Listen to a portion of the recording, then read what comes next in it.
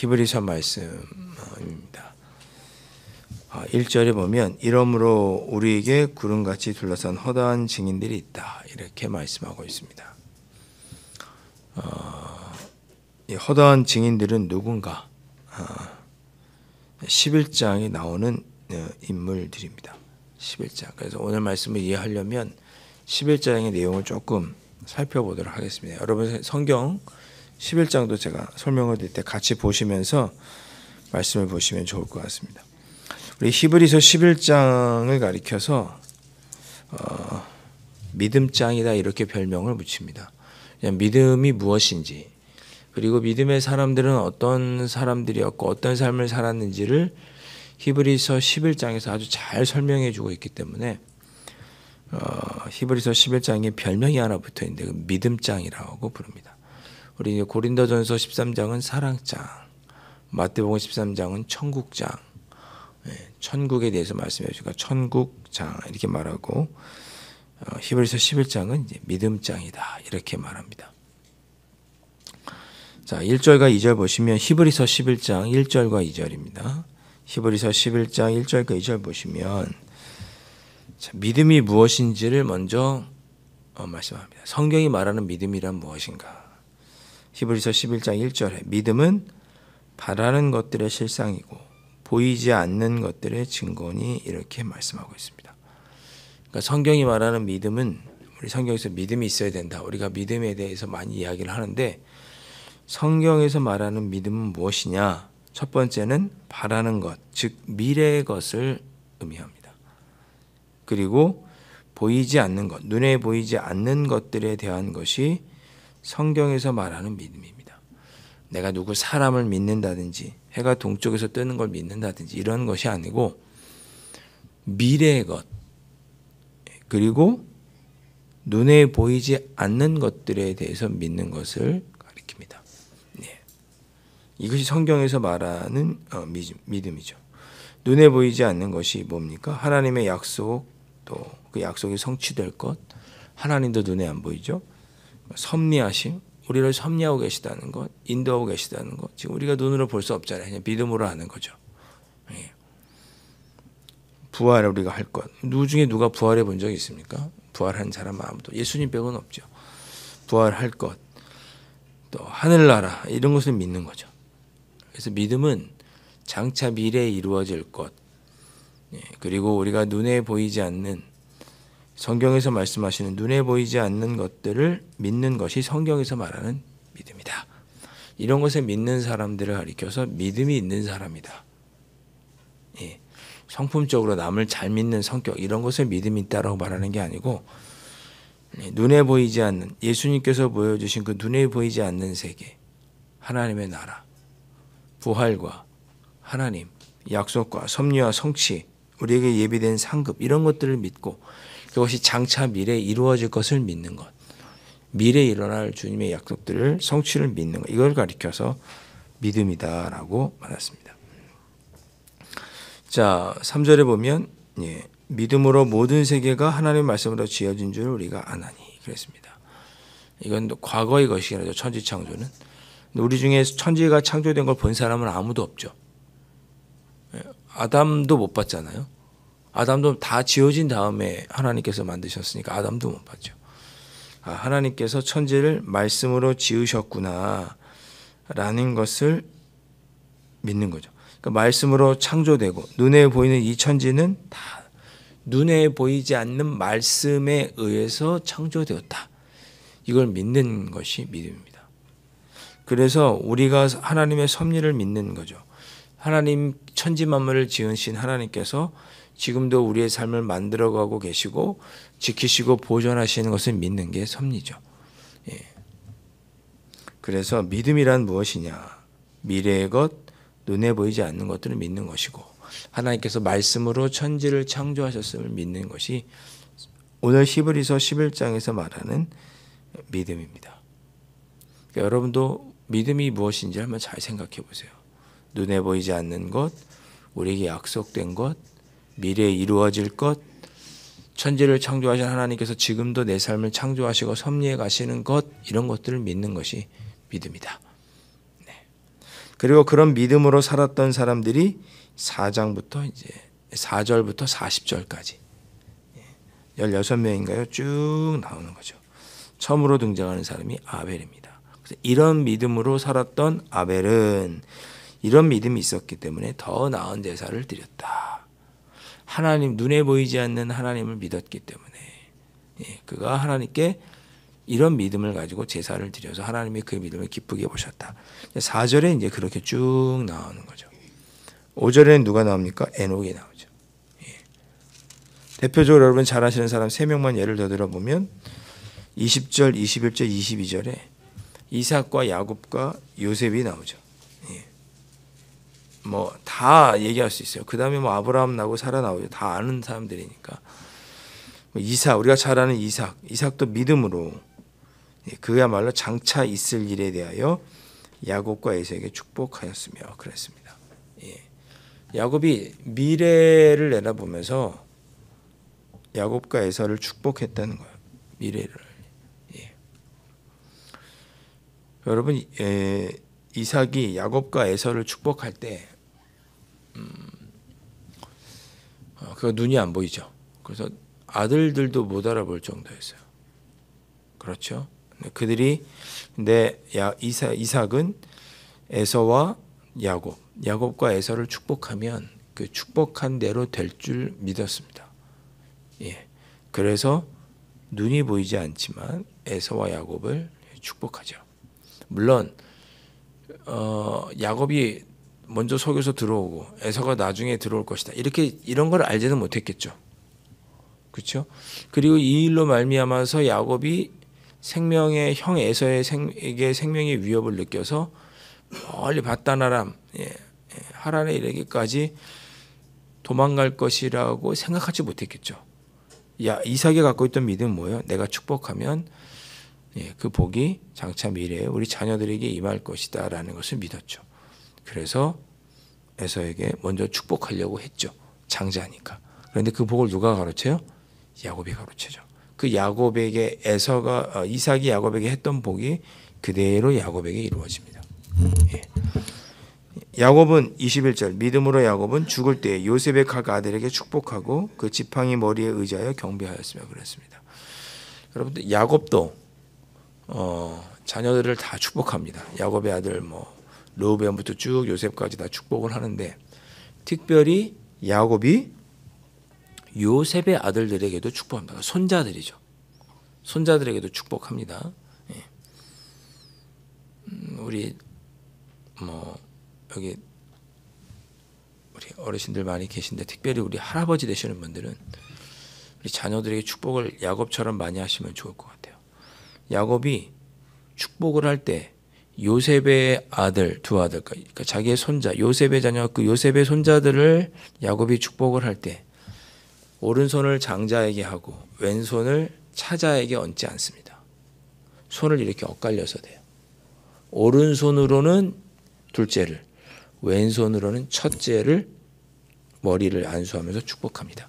요셉이 그걸 보고 아닌데 아버지가 순서를 헷갈리셨나 해서 손을 이렇게 바꿔줘요. 큰아들에게 오른손이 가게. 근데 야곱이 거절합니다. 둘째가 큰아들처럼 될 것이다. 그러면서 에브라임이 둘째인데 에브라임이 더 크고 강맹하게 될 것이다 라고 예언을 하고 그렇게 엇갈려서 요셉의 아들들에게 축복합니다. 그거대로 나중에 이루어지죠. 에브라임 지파가 므낫세 지파보다 더욱 커지고 강해집니다. 그걸 야곱이 믿음으로 알았다는 거예요. 그래서 야곱이 그렇게 축복했다는 거죠. 그리고 믿음으로 요셉은 임종시에 이스라엘 자손들이 떠날 것을 말하고 자기 뼈를 위하여 명하였으며 요셉이 죽으면서 뭐라고 하죠? 나를 여기다 묻어두지 말고 애굽 땅에 묻지 말고 가나안 땅에 묻어다오 부탁을 하죠. 그 약속 언젠가는 지금 우리가 다 애굽 땅에서 잘 먹고 잘 살고 있지만 우리 언젠가는 우리의 본향 가나안 땅으로 가게 될 것인데 그때 내 뼈를 내 가나안 땅에다 묻어다오라고 당부하죠. 요셉이 애굽의 총리로 있을 동안에는 유대인들이 이스라엘 백성들이 잘 살았습니다. 요셉의 영향 때문에. 따로 양을 치는 그런 성을 받기도 했고, 좋은 곳에 모여서 잘 살았어요. 특권층으로 대우받았죠. 그러다가 이스라엘 백성들이 강맹해지고 점점 숫자가 늘어나고 요셉을 모르는 애굽의 왕들이 세워지자 그때 노예로 전락한 거죠. 요셉의 이 예언이 이루어지기까지 몇 년이 걸리냐? 400년이 걸립니다. 그러니까 요셉은 믿음으로 이스라엘 백성들이 출애굽할 것을 400년 뒤에 일어날 일이지만 믿음으로 보았다, 그런 뜻이죠. 그러니까 믿음은 이런 것이라는 것입니다. 미래의 것을 보고 약속이 이루어질, 눈에 보이지 않는 것이 성취될 것을 믿고 오늘을 인내하고 견디는 것이 믿음이다. 이것이 히브리서 오늘 11장이 주시는 말씀이고 12장에서 주시는 말씀이에요. 우리 12장 1절에서 뭐라고 얘기합니까? 이러므로 우리에게 구름같이 둘러싼 허다한 증인들이 있으니. 11장에 나오는 그 믿음의 사람들이죠. 다 증인이에요. 믿음으로 살았던. 그래서 어떤 삶을 살았는지 증인이에요. 구름같이 둘러싼 허다한 증인들, 11장의 증인들이 있으니 모두 무거운 것과, 무거운 것은 뭐죠? 우리를 짓누르는 죄를 포함한 부정한, 좀 안 좋은 것들, 그런 것들이 무거운 것이죠. 그 무거운 것과 얽매이기 쉬운 죄, 이런 것들을 벗어버리고 어떻게 하라고 그랬어요? 인내로써 우리 앞에 당한 경주를 해라.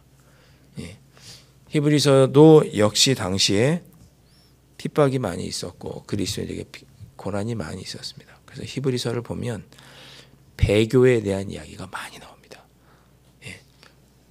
핍박당하는 것 때문에 믿음을 저버리고 신앙을 떠난 사람들이 많이 있었어요. 그래서 끝까지 배교하지 말고 믿음의 삶을 살아야 된다라고 하는 주제가 히브리서의 주제 중에 하나입니다. 그러면서 붙잡아야 할 예수님이 누구신지 또 자세하게 설명을 하죠. 영적인 멜기세덱이다. 이것부터 해서 천사보다 뛰어나신 분이다. 예수님에 대해서 아주 잘 설명하고 있는 말씀이 히브리서고 배교에 대해서 이야기하고 있는 것이 히브리서입니다. 핍박과 힘들고 어려운 중에도 믿음으로 끝까지 살았던 그 허다한 증인들을 너희들이 보면서 그 믿음으로 살았던 삶의 마지막을 너희들이 성경을 통해서 잘 알고 있으니 너희들도 끝까지 믿음을 지키면서 인내로써 이 신앙의 경주를 끝까지 가야 된다. 이렇게 권면하고 있는 것이 오늘 본문의 말씀입니다. 2절에 뭐라고 얘기합니까? 믿음의 주요 또 온전케 하시는 이인 예수를 바라보자. 믿음 중에서 우리가 정말 우리가 본받아야 할 분 누구예요? 예수 그리스도. 그분을 본받아서 그 예수를 바라보면서 십자가를 참으신 예수님 믿음의 주일 수밖에 없죠. 예수님께서는 모진 고난과 핍박 속에 죽을 걸 알면서도 우리 모두를 구원하는 길인 것을 아셨기 때문에, 믿었기 때문에 십자가의 길을 걸어가시죠. 그런 예수님 계시지 않느냐. 정말 우리 예수님은 그 믿음의 본을 보여준 사람들 중에 최고의 사람, 최고의 본, 믿음의 주가 아니시냐. 그렇게 우리를 위해서 십자가에서 달려 돌아가 죽으시고 부활하셔서 하나님 오른편에 앉아 계신 예수님, 그 예수님을 바라보면서 우리도 핍박과 환난이 찾아와 있지만 끝까지 믿음을 지키고 그리스도인의 삶을 살아가자. 그렇게 말씀하고 있는 거죠. 우리가 본받아야 할 분은 누구냐? 예수님입니다. 우리의 믿음과 우리의 신앙생활이 본받아야 할 분도 예수님.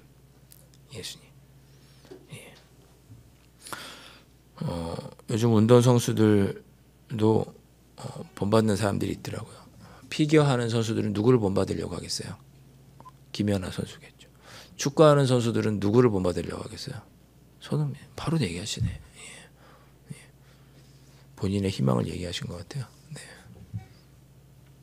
믿음을 누굴 본받아야 돼요? 그럼요? 예수님. 그 본받으려고 하는 사람, 롤모델이 정확히 있을 때 믿음의 삶을 정확하게 살아갈 수 있는 거죠.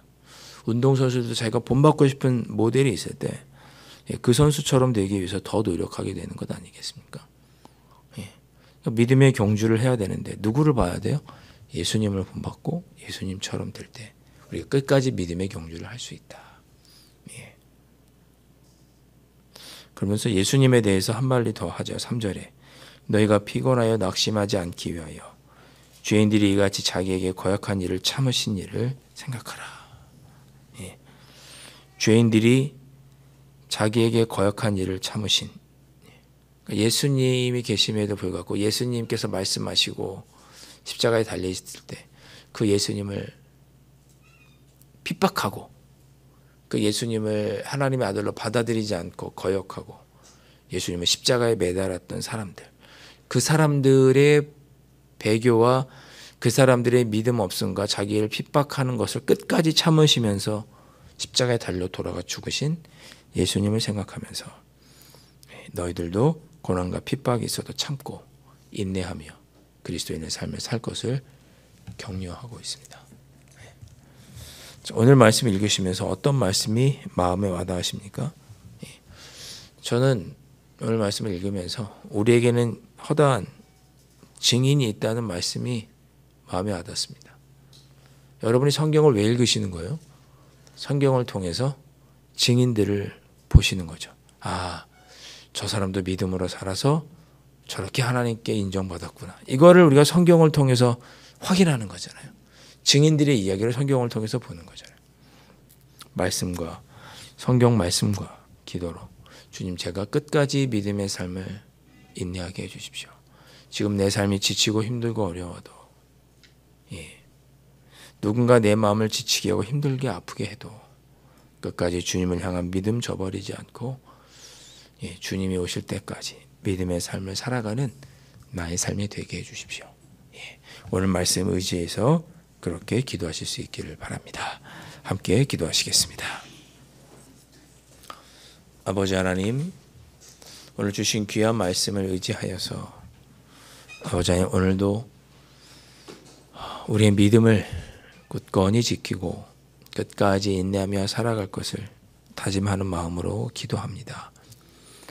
이 기도를 드리는 우리를 어여삐 여겨주시고 믿음의 위인들이 결국은 그 믿음으로 말미암아 하나님의 귀한 자녀로 세워졌던 것처럼 우리도 끝까지 믿음으로 살아가며 하나님께 참으로 잘하였다, 착하고 충성된 종이라고 하는 칭찬을 듣는 그런 믿음의 삶을 살아가는 저희가 되게 하여 주시옵소서.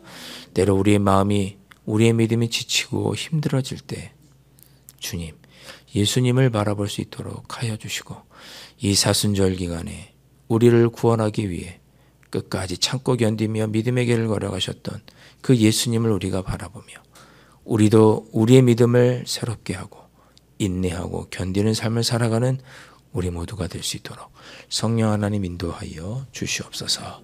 귀하신 예수 그리스도 이름으로 간절히 기도하옵나이다. 아멘.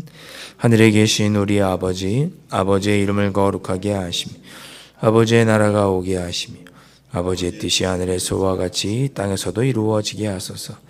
오늘 우리에게 일용할 양식을 주시고 우리가 우리에게 잘못한 사람을 용서하여 준 것 같이 우리 죄를 용서하여 주시고 우리를 시험에 빠지지 않게 하시고 악에서 구하소서.